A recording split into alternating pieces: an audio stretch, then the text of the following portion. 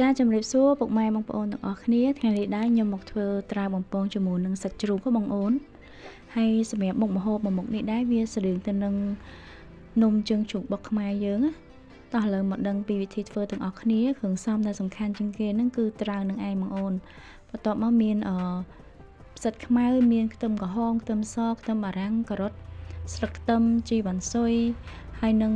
សាច់ជ្រូកច្រាមផងដែរបងប្អូនសាច់ជ្រូកនឹងយើងច្រាមកុំឲ្យម៉ត់ពេកណាបន្ទាប់មកខ្ញុំធ្វើការបន្ថែមនៅគ្រឿងទេសមានដូចជាអំបិលស្ករប៊ីចេងទឹកស៊ីអ៊ីវ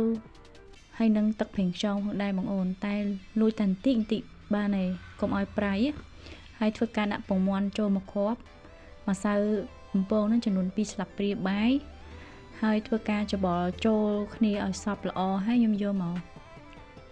ប៉ុនវាឲ្យមូលបងប្អូនអាច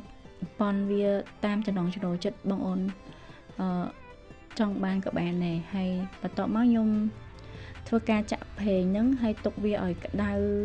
ល្អហើយសូមខ្ញុំដាក់ម្សៅចូលហើយខ្ញុំបន្ថយភ្លើងតិចៗឯងកុំឲ្យនំរបស់យើងហ្នឹងវាខ្លោចខាងក្រៅឆៅខាងក្នុងអញ្ចឹងបងប្អូននេះបន្ទាប់ពីបំពងឆ្អិនហើយគាត់ថាឈ្ងុយត្រាវមែនតើគួរឲ្យចង់ញ៉ាំ